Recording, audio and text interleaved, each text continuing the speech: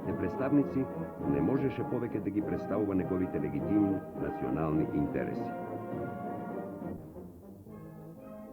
Со овие историско-конкретни сознанија за новата заедница и заедничкиот живот, врз основа на признавањето на македонската самобитност и гаранција за слободен и сестрен развиток, македонскиот народ и народностите добија нови инспирации, а целата нација неслутен полет во борбата за своја национална и социјална слобода под раководството на Комунистичката партија на Југославија и на Комунистичката партија на Македонија.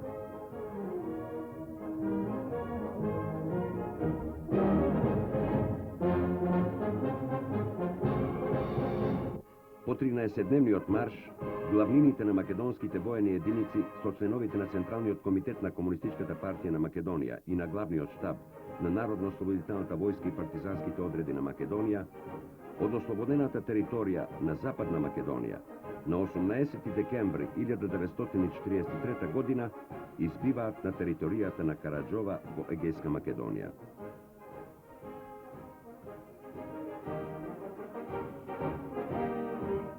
На 20 декември, од трите баталјони на втората оперативна зона се формира втората македонска бригада.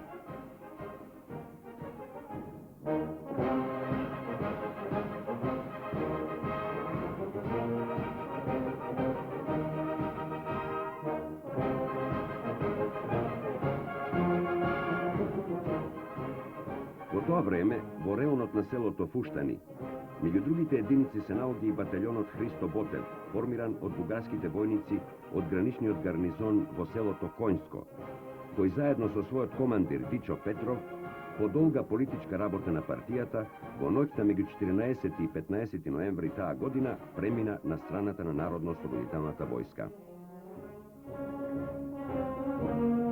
Заради остварувањето на револуционерните задачи на етапата по донесените одлуки од второто заседание на АВНОј, Централниот комитет на Комунистичката партија на Македонија и главниот штаб на неколку состаноци го разгледуваат прашањето за натамошниот развој на оружените сили и нивното омасовување на целата територија на Македонија.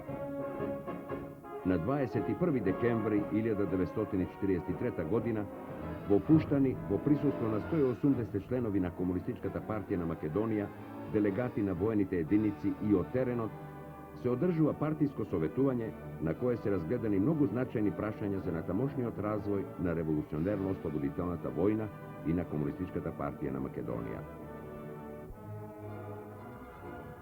На 22 декември во Фуштани се одржува и првиот конгрес на Народно-ослободителниот младински сојуз на Македонија. На него присуствуваат 280 делегати. Основните идејни поставки содржани во стратегијата на револуцијата и во политиката на Комунистичката партија на Југославија во рамките на Народно-ослободителниот фронт придонесе младината да стане значаен општествен фактор во организирањето на востанието во Македонија.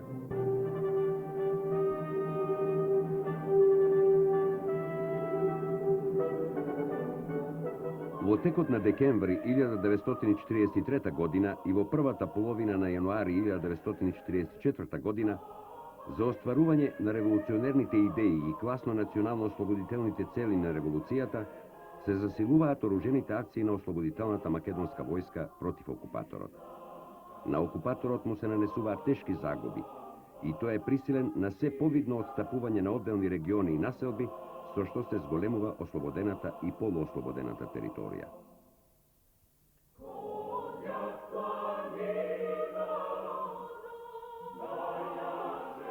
Во овие конкретни историски услови на оружени судири со окупаторот, Централниот комитет на Комунистичката партија на Македонија и главниот штаб на Народно-ослободителната војска и партизанските одреди на Македонија донесуваат одлука воените действија од Кожув планина да се пренесат и да се засилат во Централна, Североисточна и Западна Македонија.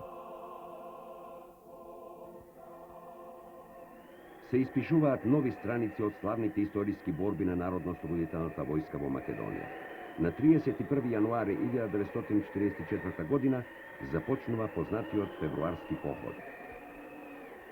Првата македонско-косовска ударна бригада се упатува кон Централна Македонија и води жестоки борби со окупаторот во текот на целиот свој славен богомилски поход. Втората македонска бригада води постојани и жестоки борби против бугарскиот окупатор во реонот на комуникациите од Демир Капија до Гевгелија и во реонот на Кожук и Тиквешијата.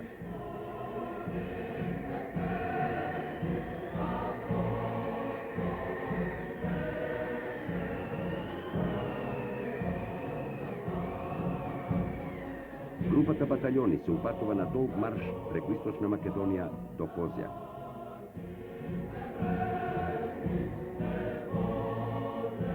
Во текот на 25 дена, во најтешки услови, во постојани и жестоки судиви со окупаторот, изморени, гладни и боси, борејќи се постојано со временските непогоди и снежните вијулици, со надчовечки напори и херојски жртви, единиците на младата македонска војска успешно ги остваруваат своите започнати операции.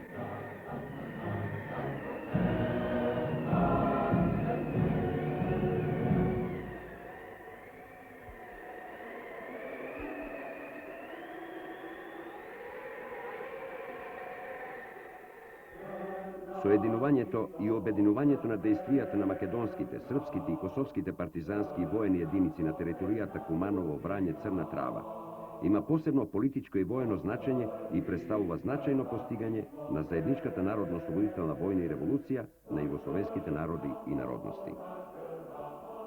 По обединувањето на војните единици на овој простор, главниот штаб на Народно-ослободителната војска и партизанските одреди на Македонија ја добива и функцијата оперативен штаб за јужноморавските, косовските и македонските единици.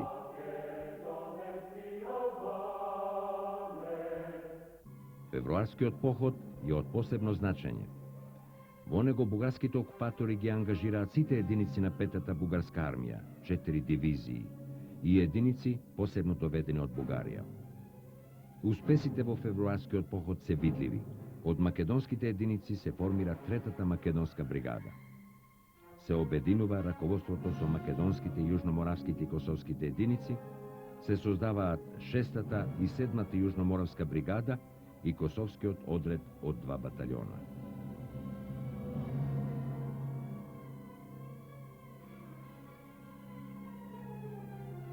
Веднаш по обединувањето на единиците на просторот Козјак, Црна Трава, се преземаат офанзивни акции за ширење на слободната територија.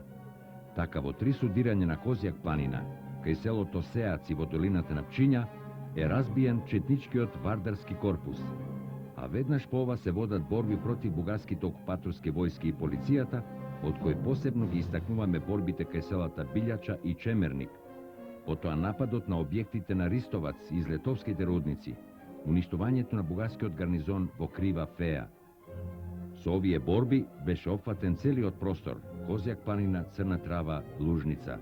Простор што стана единствена слободна територија на која дејствуваа сите органи на народната власт, а се разви и комплетна мрежа на воено-територијалната организација. Ослободителната војна од самиот почеток добиваше белези на социјалистичка револуција, како услов за јакнење и проширување на политичката основа на востанието и на оружената борба против окупаторот. Тоа не беше само војна против туѓинската власт и за истерување на окупаторот. Напротив, ослободителната војна носеше во себе длабоки револуционерни преобразувања, кои на севкупноста на ослободителната војна и дава нови белези на една во вистинска смисла на зборот револуција, која ќе ги реши како класното, така и националното прашање. Значаен елемент на длабоките револуционерни преобразувања кои се одигруваа во Македонија и кои на ослободителната борба и дадоа карактер на социјалистичка револуција, е воспоставувањето на народно-ослободителните одбори на ослободената и полуослободената територија како нова народна власт и како органи на ослободителната борба.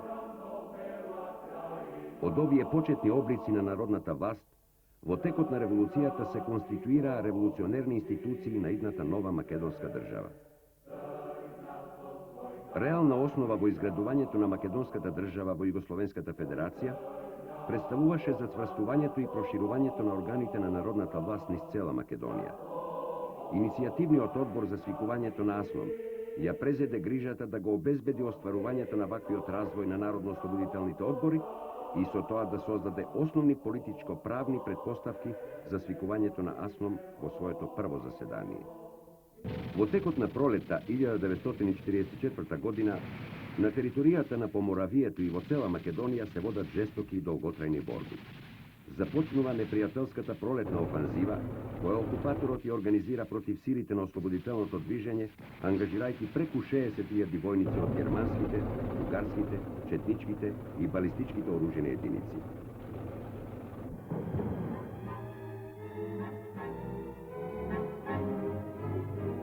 Борбите во пролетната офанзива се развиваат во западниот дел на Македонија, во Повардарието, во Јужна Србија и Источна Македонија на просторот од Црна Трава до Кукуш.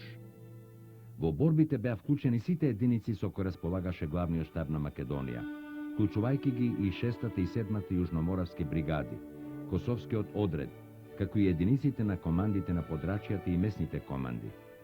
Народот исто така беше масовно ангажиран. Бугарските и германските окупатори во пролетната офанзива, во борбата против единиците на Народно-ослободителната војска и партизанските одреди на Југославија ги ангажираа 5-та бугарска армија од 4 дивизии, единици на првиот и вториот бугарски корпус од Србија и Егејска Македонија и единици од првата армија од Софија. Потоа 297-та гренадирска дивизија и единици од Солунскиот германски гарнизон, како и грчки контрареволуционерни единици. Борбите во пролетната офанзива се водеа перманентно секој ден и траеа 57 дена. Резултатите на пролетната офанзива се победа над сите ангажирани окупаторски единици и присилување тие да се повлечат во поголемите гарнизони.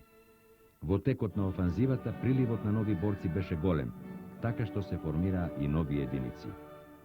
Македонија, освен градовите, беше слободна. По завршувањето на пролетната офанзива, за поуспешно раководење со борбите за конечно ослободување на Македонија, главниот штаб извршува реорганизација и територијата е дели на 4 оперативни зони, со перспектива во секоја зона да се формираат по 2 дивизии.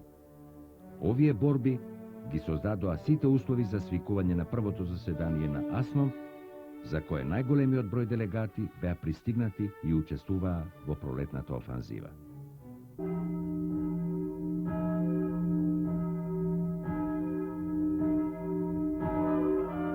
2 август 1944 година.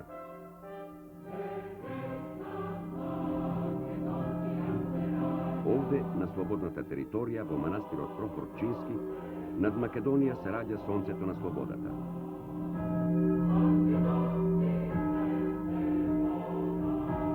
Четириесет и една година по првиот, македонскиот народ го стварува својот втор Илинден.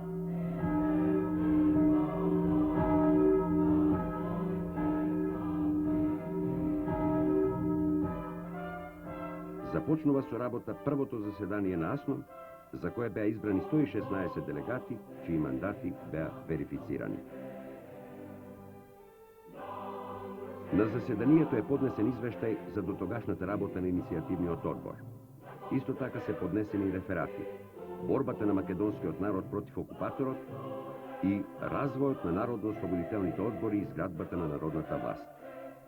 Во нив е направена анализа за успешниот развој на ослободителната војна и револуцијата и на народната власт. Народните представници изразуваат увереност дека во ослободителната војна и револуцијата македонскиот народ, заедно со другите југословенски народи и народности, ги постави темелите на првата по самоидовата македонска држава во Југословенската федерација. Неразрушивото братство на македонскиот народ со другите братски народи и народности на Југославија, новата демократска федеративна Југославија, воспоставувањето на народната власт во Македонија, се трајни придобивки на револуцијата и гаранција за непречен, слободен, национален и државноправен живот и развиток.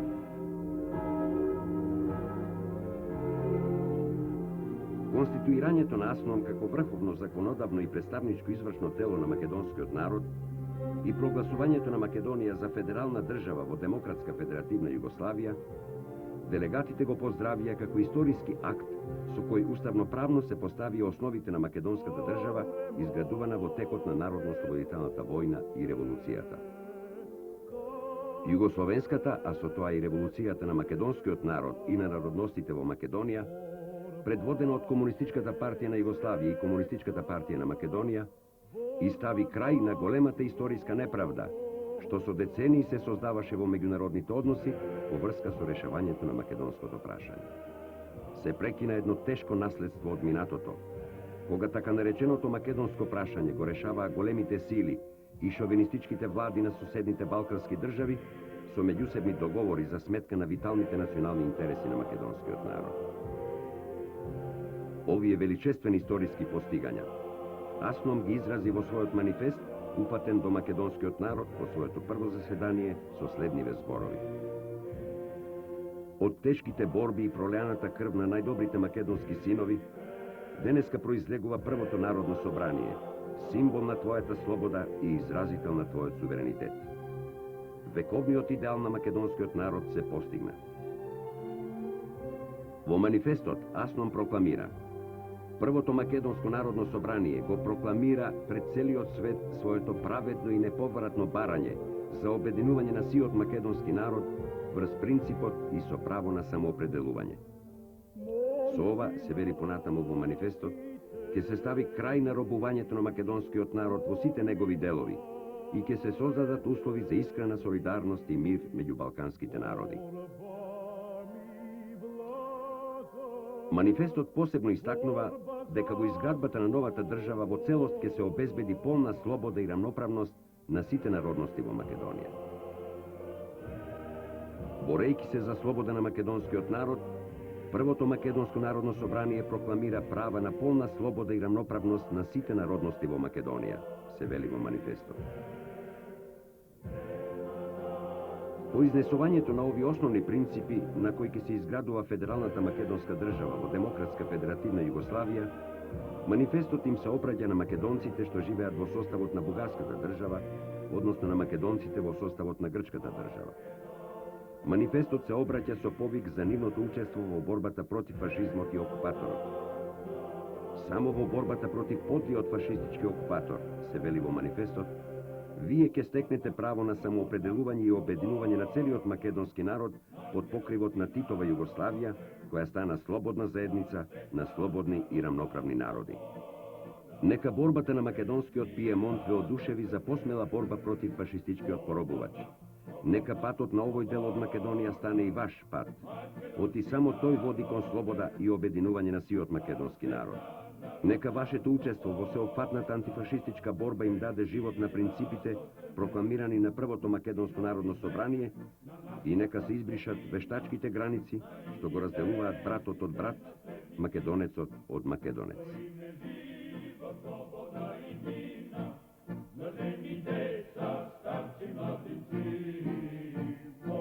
Енергичната и со ништо непоколебива борба на комунистите во Македонија да се спречи секоја надворешна интервенција во ослободителните борби, посебно онаа која беше наметната од страна на Бугарската работничка партија комунисти, ја одреди историската улога на Комунистичката партија на Македонија во овој историски период од ослободителната борба на македонскиот народ.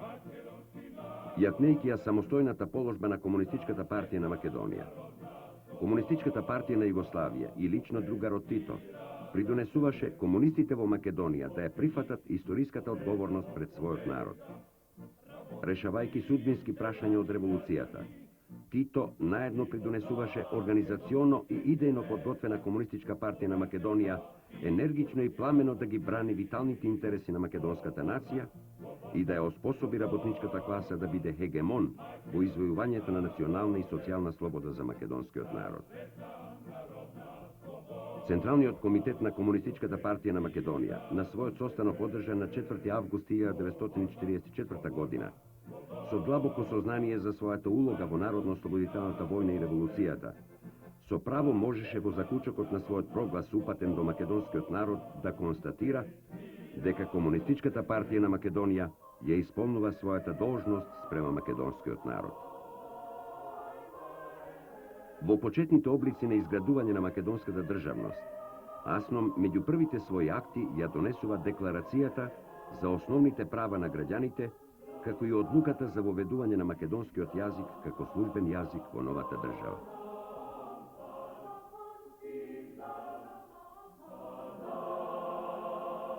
Со посебна одлука, АСНОМ изразува благодарност и признание на војно-политичките органи, односно на главниот штаб, за дотогашната севкупна работа и за политичките акции преземени со цел да се изгради вистинска демократска народна власт и да се обезбеди неговото конституирање. Едновремено со ова, АСНОМ им оддава полно признание и благодарност на единиците на Народно-ослободителната војска на Македонија, која во заедничката ослободителна војна со другите југословенски народи ги постави основните историско-политички и правни конститутивни елементи за создавање на нова македонска држава во Југословенската федерација.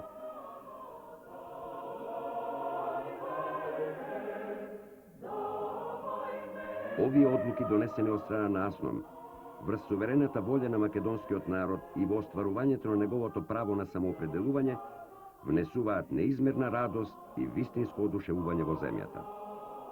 Македонскиот народ го согледува крајот на робувањето и почетокот на неговиот нов живот во новата југословенска заедница која се создава под раководството на Комунистичката партија на Југославија и другарот Тито.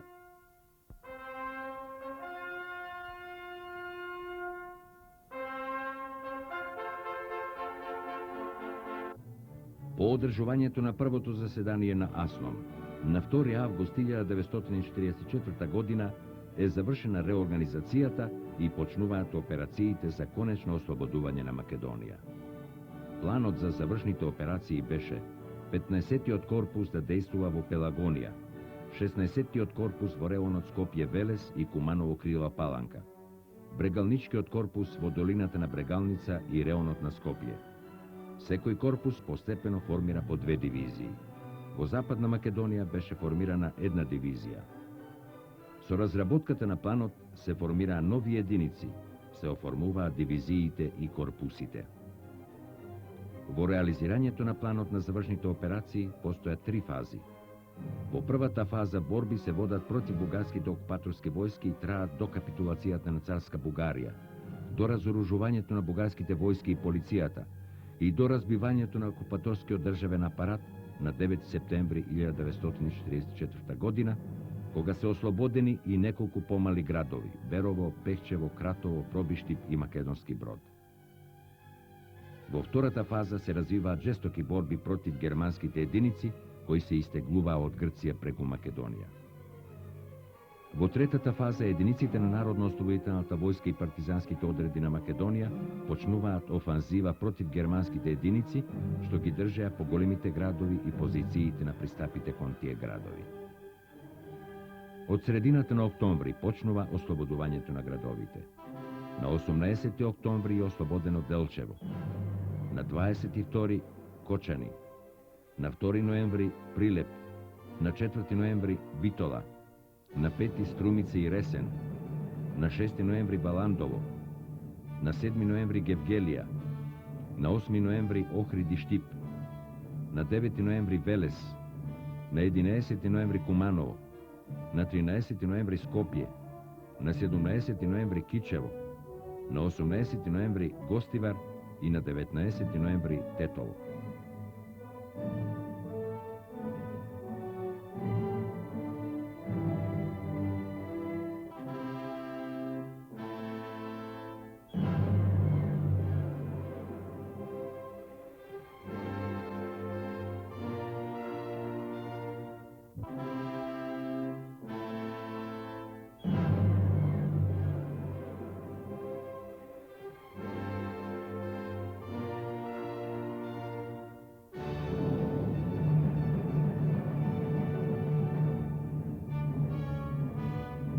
Во борбите за ослободување на градовите, партиските организации организираа посебни младински оружени групи, кои беа вклучени во борбите, но спонтано се вклучуваше и народот, така што по ослободувањето на градовите свечено ја пречека својата војска, закитувајќи ги борците со цвеќе и дарови.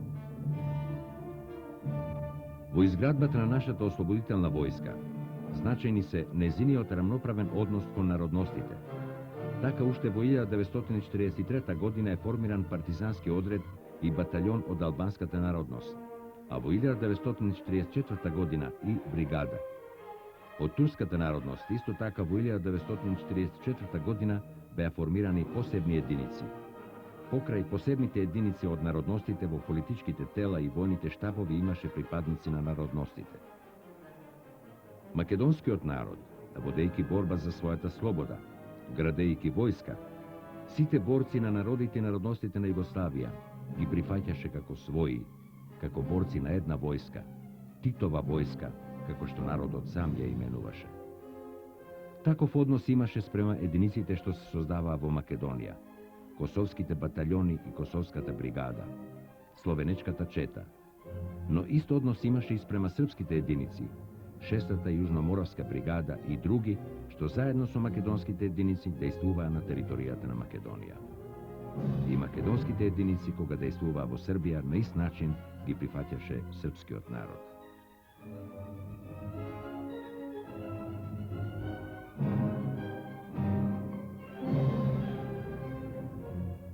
Сваќајќи ја борбата на народите и народностите како единствена, македонски единици, 15-тиот корпус со 2 дивизии и со околу 24.000 борци го даде својот прилог во победата над фашизмот и во завршните операции за ослободувањето на Југославија учествува во борбите на Сремскиот фронт до северните граници на Југославија.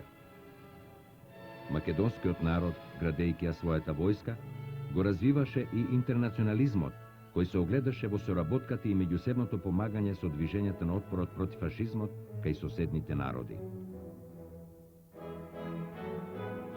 Во текот на 3-годишните борби против германските, италијанските и бугарските окупатори и против нивните соработници, војската во Македонија во завршните операции беше израсната во армија од 24 ударни бригади, 4 артилериски бригади, 1 конјичка бригада, 1 моторизирана бригада, 3 инженериски бригади и многу други единици за врски, санитети со болници, складишта и друго.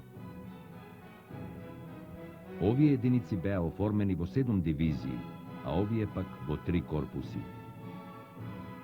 Покрај оперативните единици беа оформени и територијалните команди и единици, и тоа 8 команди на подрачја, 34 месни команди со посебни единици.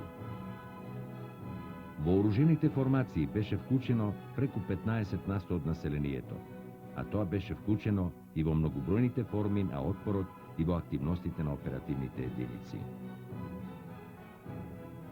Ова беше патот по кој од диверзантски групи и партизански одреди во почетокот, македонскиот народ ја создаваше својата војска, која беше неразделен дел од Народно-ослободителната војска и партизанските одреди на Југославија, во заедничката победоносна Народно-ослободителна војна и социјалистичка револуција на југословенските народи и народности.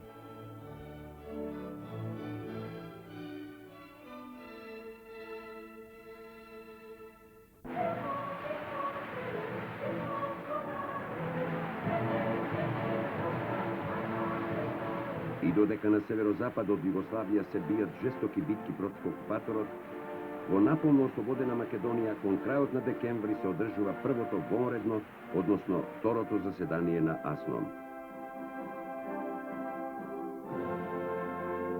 Како што покажува овој редок архивски материјал, на него присуствуваат највисоките раководители на Народно-ослободителната војна и револуцијата и огромен број гости. На заседанието е поднесен извештај за работата на президиумот меѓу двете заседанија и се донесени значајни одлуки за развивање на новата народна демократска власт.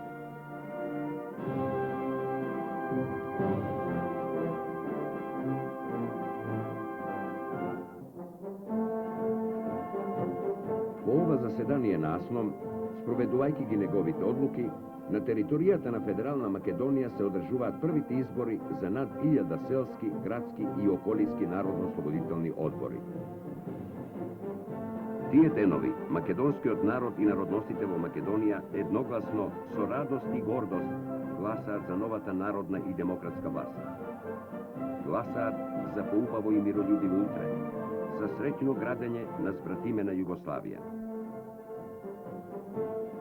Во текот на април 1945 година се донесува законот со кој се менува и се дополнува решението на АСНОМ за негово конституирање во врховен законодавен и извршен орган на државната власт. Со овој закон, АСНОМ, како највисок орган на Народната демократска власт на Федерална Македонија, прераснува во Народно собрание на Македонија. Врз основа на законот, на 15 април се конституира новата Народна влада на Федерална Македонија како нејзин извршен и наредбодавен орган. За прв председател на Народната влада е избран Лазар Колишевски. Во своето образување, Народната влада на Демократска Федерална Македонија ја донесува оваа декларација во која се истакнува: вековно потискуван, обесправуван и денационализиран, македонскиот народ од Федерална Македонија, во здружени напори со останатите народи на Југославија, под раководство на маршал Тито, се ослободи од своите поробувачи и се нареди здраво во братска заедница на народите на Југославија.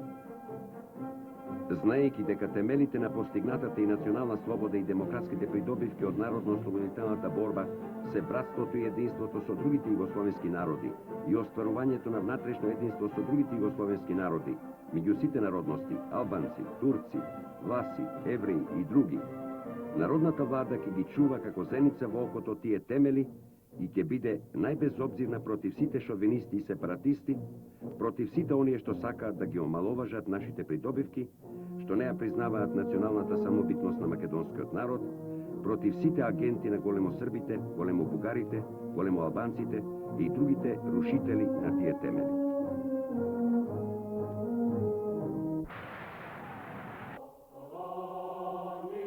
Со иста радост, ентузијазам и гордост, македонскиот народ и народностите во Македонија започнуваат да ја обновуваат и да ја градат својата разрушена и опустошена земја. Земјата натопена со крвта на повеќе десетици илјади загинати во текот на народно-ослободителната војна и револуцијата.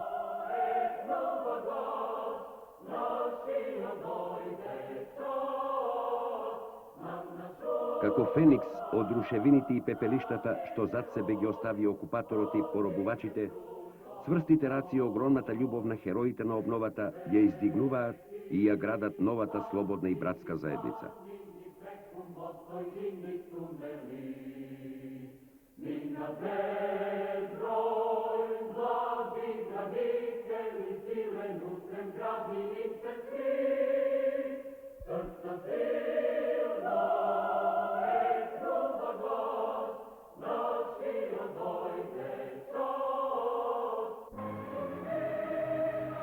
Во годините што ќе дојдат, постојаниот раст и просперитет на социјалистичка Југославија, секојдневната борба за мир, независност и неврзаност, социјализам и самоуправување, се вистински символ на новата социјалистичка федеративна заедница на рамноправни избратимени народи и народности, кои предводени од Комунистичката партија на Југославија, односно од Сојузот на комунистите на Југославија, ја изградуваат Титова Југославија.